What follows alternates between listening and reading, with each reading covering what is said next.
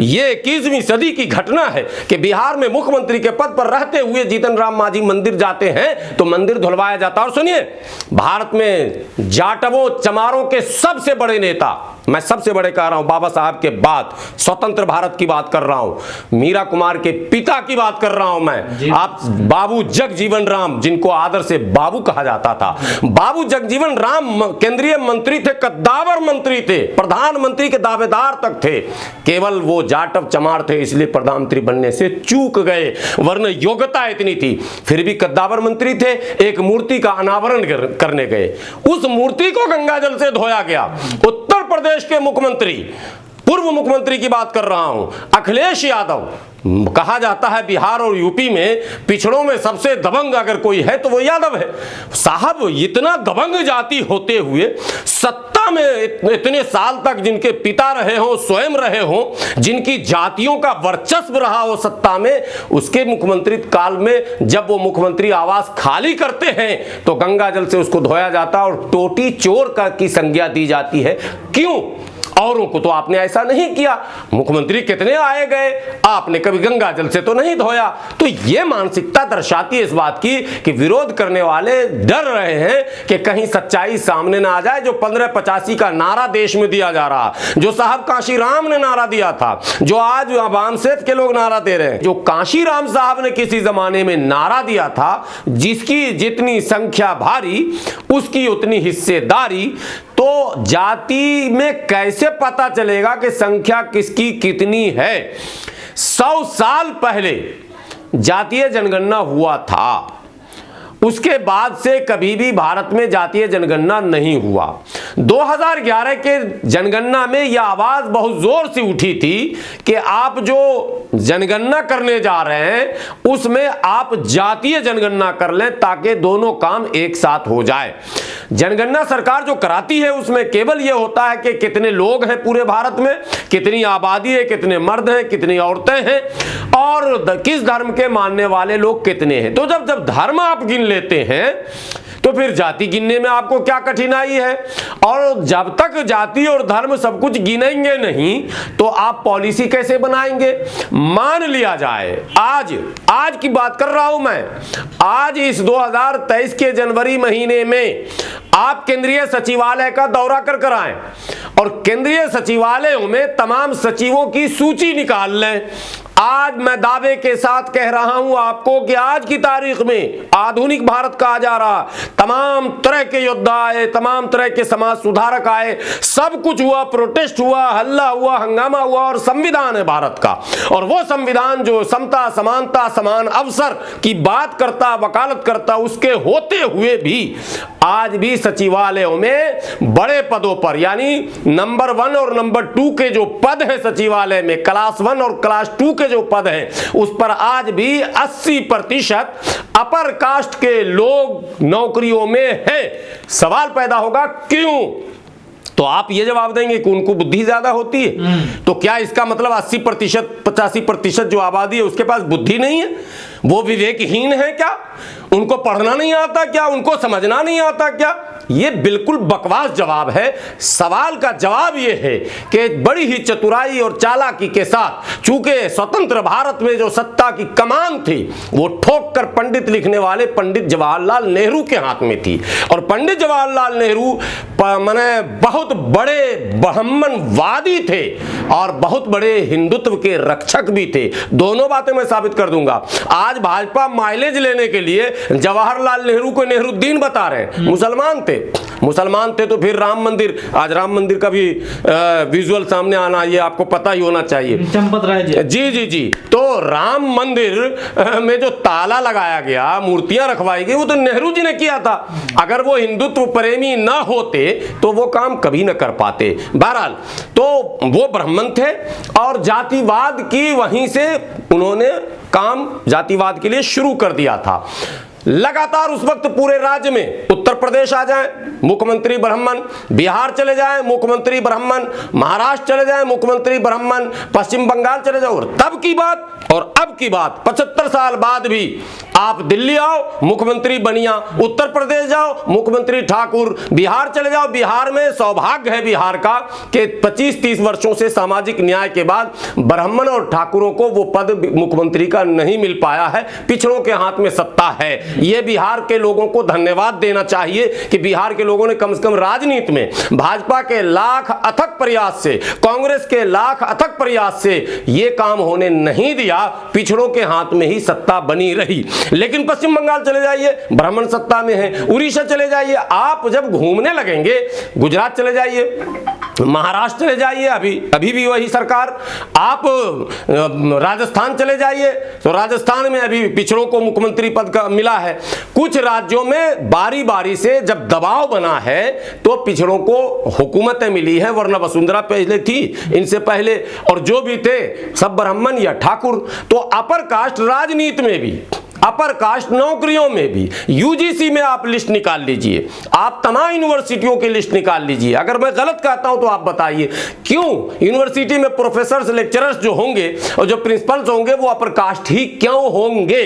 अगर पढ़कर ही होता भाई, कंपटीशन से ही होता सब कुछ, तो कंपटीशन में क्या पिछड़ा और दलित नहीं बैठ रहा क्या? आप आखिरी बात, न्यायालय में चले जाइए, क्या न्यायालय में जो भी अभी मौजूदा हमारे जजेस हैं, माननीय सुप्रीम कोर्ट की बात कर लें या माननीय हाई कोर्ट की बात कर लें, जितने भी हमारे जजेस हैं वो सम्मानित हमारे लिए, लेकिन क्यों वहां पिछड़े और दलितों की संख्या 10-5% तक क्यों सीमित है? सवाल तो ये बनेगा ना। इसीलिए माननीय नीतीश कुमार जी ने अपने उन पुराने मतलब समाज सुधारकों के सपने को साकार करने के लिए यह कदम उठाया है। माननीय नीतीश कुमार जी को पूरे देश के पिछड़ों को अपना आइडियल मान लेना चाहिए। माननीय नीतीश कुमार जी को पूरे देश के दलितों को अपना नेता मान लेना चाहिए, क्योंकि नीतीश कुमार में वो दम है कि भारतीय जनता पार्टी के साथ गठबंधन में रहकर भी उन्होंने ये ऐतिहासिक निर्णय लिया और भारतीय जनता पार्टी चिल्लाती रही। उन्होंने कहा साथ छोड़ दो, ये काम मैं नहीं छोड़ूंगा, ये कर कर रहूंगा, क्योंकि मुझे अधिकार देना है, मुझे लोगों को सम्मान देना है, मुझे लोगों को अवसर देना है, इसलिए जातीय जनगणना होगा। और यह असंवैधानिक असामाजिक नहीं है, यह संविधान के दायरे में किया जा रहा है और समाज इसकी मांग करता है, समाज चाहता है, समाज को समर्थन प्राप्त है। इसीलिए तो बौखलाहट है भारतीय जनता पार्टी के अंदर, इसीलिए तो वो छटपटाए हुए हैं कि अगर ये चीज हो गया, जातीय जनगणना अगर हो गया तो हमारा क्या होगा? वो कहावत है ना, तेरा क्या होगा कालिया। तो वो चीज यहां हो रहा है कि अगर जातीय जनगणना हो गया तो जो कुंडली जमा के लोग बैठे हैं तमाम पदों पर, तो एक प्रोटेस्ट शुरू होगा, एक आंदोलन शुरू होगा, एक मांग शुरू होगा।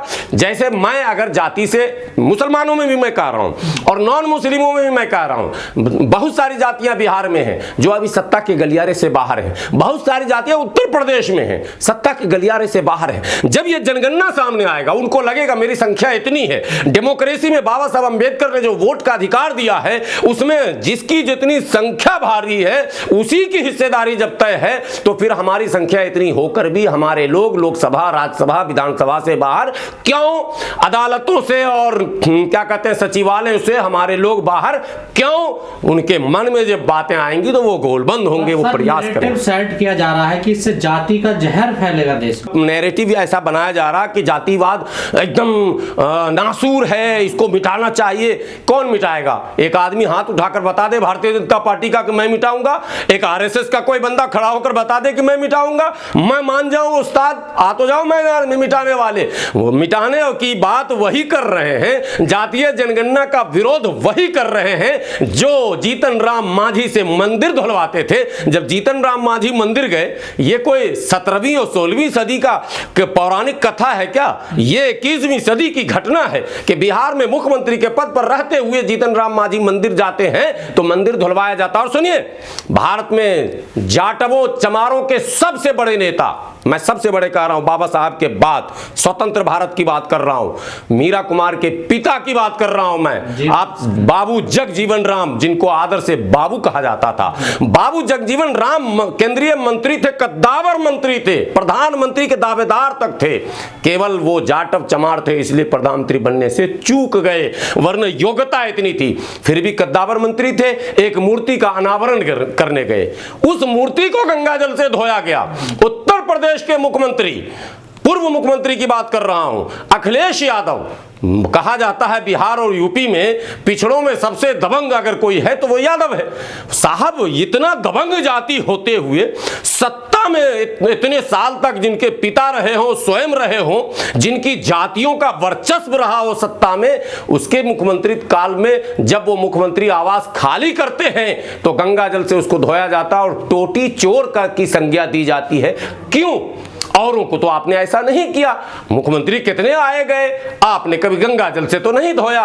तो ये मानसिकता दर्शाती है इस बात की कि विरोध करने वाले डर रहे हैं कि कहीं सच्चाई सामने ना आ जाए। जो 1585 का नारा देश में दिया जा रहा, जो साहब काशीराम ने नारा दिया था, जो आज अवाम सेफ के लोग नारा दे रहे हैं, जो आज बहुत सारे मूवमेंट चलाने वाले लोग नारा दे रहे हैं, कहीं ये नारा सच न हो जाए। अगर मामला जो अब तक तो सांप बिल में है तो हम कह रहे हैं नहीं वो छोटा सांप है, लेकिन सांप जब बिल से बाहर आ जाएगा तो पता चलेगा कि हेडिंग ऐसी दी जा रही है, कौन जातवा। जो लोग हेडिंग दे रहे हैं, जो लोग एंकरिंग कर रहे हैं, उनसे पूछिए वो दुबे, चौबे, छब्बे, शुक्ला, मिश्रा, क्या कहते हैं, पांडे, त्रिवेदी, त्रिपाठी क्यों लगाते हैं साहब? आप क्यों लगाते हैं अपने नाम के आगे गर्व से कि मैं दुबे हूं, मैं चौबे हूं, मैं मिश्रा हूं, मैं त्रिपाठी हूं, मैं त्रिवेदी हूं, मैं द्विवेदी हूं, मैं शुक्ला हूं, मैं पांडे हूं, मैं ठाकुर हूं, मैं फला राजपूत हूं, मैं बाभन हूं? ये आप क्यों लगाते हैं? कौन आपसे पूछने जाता था जो आपने लगाया? आपके पूर्वजों ने क्यों लगाया? इसका मतलब है कि आप लगा सकते हैं और हम अपनी जात बता नहीं सकते हैं। नीतीश कुमार अगर पूछ रहे हैं कौन जात बा, तो सही तो पूछ रहे हैं, कौन जात बा नहीं पूछ रहे हैं, कितनी संख्या बा, तो संख्या बतावा, अपना अधिकार ला। ये है नीतीश जी का कहना। लेकिन बाकी लोग जो है वो बताने से कतरा रहे। नहीं, ये गलत फैलाया जा रहा। देखिए, मुसलमानों में कुछ लोगों ने सोशल मीडिया पर पोस्ट करना शुरू किया कि मुसलमान जब जनगणना वाले लोग पहुंचे आपके पास तो आप सिर्फ मोमिन और मुस्लिम लिखें, इस्लाम लिखें। तो मैं ये कहूं कि मैंने विरोध किया नहीं, हजारों मुसलमानों ने उनका विरोध किया और वाज़ाफ्ता ऐलान किया। और एक बड़ी अच्छी खुशखबरी है कि इमारत शरिया बिहार उड़ीसा ने वाज़ाफ्ता बयान जारी कर दिया कि भाई जो जनगणना के लोग जाएं अपनी बिरादरी आप फख्र से बताएं। आप अंसारी हैं, मंसूरी हैं, रायन हैं, हलालखोर हैं, चमेला हैं, जोजा हैं, नट हैं, बक्खो हैं, डफाली हैं, मिरशिकार हैं, मिरासी हैं, गद्दी हैं, घोसी हैं, दर्जी हैं, क्या कहते हैं, रंगरेज हैं, छिपा हैं, जो भी हैं, हेला हैं, आप अपनी बिरादरी हर हाल में बताएं। जब तक आप बताएंगे नहीं बिरादरी तो तादाद आपकी सामने नहीं आएगी और आपका विल पावर कभी भी स्ट्रांग नहीं होगा। पॉलिटिक्स में अब तक यही हुआ है कि उनके विल पावर को डेवलप होने मत दो। मैं चमार हूं भैया, मेरा क्या होगा, ये सोच नहीं। मैं चमार हूं, गर्व से कहता हूं, बता मैं इतने हूं, दौड़ा लूंगा तुम्हें, मैं प्रधान मैं बनूंगा इस गांव में, मेरे 1800 वोट बनते हैं, मेरे 3600 वोट बनते हैं, मेरे पास भाई संख्या का पता तो हो उनको, तभी तो हमारा नेतृत्व बढ़ेगा। विधानसभा में हम कितने हैं, एक लोकसभा में हम कितने हैं, तभी तो दावेदारी ठोकेंगे। कोई पार्टी टिकट नहीं देंगे, निर्दलीय लड़के जीत लेंगे, लेकिन आंकड़ा का अंदाजा तो हो, वास्तविक गणित तो हो। तो इसी बात का डर है क्या बगावत हो जाएगी? यही डर है उनको कि टिकट तो वो देते हैं। अब देख लो दिल्ली के अंदर 40% दलित हैं, 40%, लेकिन विधानसभा में तो सिर्फ सुरक्षित सीटों पर इनको जीतने का मौका दिया, वो उनकी मजबूरी थी। ये तो संविधान ने उनको रोक लगा दिया या बाबा साहब ने दे दिया। आज जो जनरल सीट है, जरा बताइए कितने विधायक जनरल सीट से दलित जीते हैं? एक भी नहीं। जो जनरल सीट है 6 लोकसभा, 7 में 1 सुरक्षित है, 6 जनरल है, 6 में 1 भी ओबीसी SC ST का बता दीजिए MP। क्या गौतम गंभीर ओबीसी SC ST है? क्या Tiwari ji SC ST OBC है? ये 6 सीट पे आप जाकर निकाल लो। तो बेईमानी हो रही ना हमारे साथ, आबादी हमारी और नेता आप नहीं होगा। एक बात, अब इस दिल्ली से 3 राज्यसभा के सीट चुने जाने थे। केजरीवाल जैसे बेईमान और जातिवादी मानसिकता के लोगों ने तीनों राज्यसभा की सीट अपर कास्ट को दिया, 2 बनिया को और 1 ठाकुर को। दलित क्या करेंगे? झुनझुना बजाएंगे। हम आपको वोट देने के लिए पैदा हुए हैं, गुलामी के लिए? नो। नीतीश कुमार जी का कहना है कोई गुलाम नहीं रहेगा, सब आजाद रहेगा, जिसकी जितनी संख्या भारी उसकी उतनी हिस्सेदारी, और गिन कर दिखाऊंगा मैं हूं, मैं करूंगा सभी जातियों के साथ वफादारी। यह है असल नीतीश कुमार का नारा। राजनीतिक पार्टियों पर इसका प्रभाव पड़ेगा, जो दबदबा पहले से है, खासकर उच्च जातियों को लेकर, जो ब्राह्मण है और राजपूत है, ऐसी क्या उनकी जड़ें हिलेंगे? अब पूरा प्रभाव पड़ रहा, तभी तो नींद हराम है उनकी। आप समझिए कि उनकी हालत इतनी खराब है, उनको पता है कि बिहार में होगा, एक आइडियल बनेगा। उत्तर प्रदेश में मांग चल रहा है, ऐसा नहीं कि मांग नहीं हो रहा। उत्तर प्रदेश में राजनीतिक दल सपा बसपा इस तरह की तमाम पार्टियों ने मांग शुरू कर दिया। मांग पहले कोई भी मांग जो होती है ना वो हल्की जरूर होती है, लेकिन वो एक दिन इतनी बड़ी मांग हो जाएगी कि सरकार मजबूर और बाध्य हो जाएगी। जिस दिन बिहार में डेटा सामने आ गया उस दिन पश्चिम बंगाल में मांग होगी, उत्तर प्रदेश में मांग होगी, दिल्ली में केजरीवाल होश में आ जाओ, इस दिल्ली में भी मांग करेंगे। वाल्मीकि कितने, जाटव कितने, खटीक कितने, मन सारी जातियां जब सामने आएंगी तो केजरीवाल बनिया कितने, तो केजरीवाल की तो नींद हराम होगी। ब्राह्मण कितने, तो उनकी भी नींद हराम होगी। पता चलेगा हैं वो केवल लाख 1.5 लाख और पूरी दिल्ली पे कब्जा। तो ये अब नहीं चलेगा। इसीलिए सब लोग घबराए हुए कि नीतीश कुमार ये कौन सा काम कर रहे हैं। एक बार बिहार में डेटा सामने आते ही पंगा तो बढ़ना है, ये तय है कि बढ़ना है। चिंगारी का काम करेगा। चिंगारी लगा दिया नीतीश कुमार ने। नीतीश कुमार ने चिंगारी लगा दिया।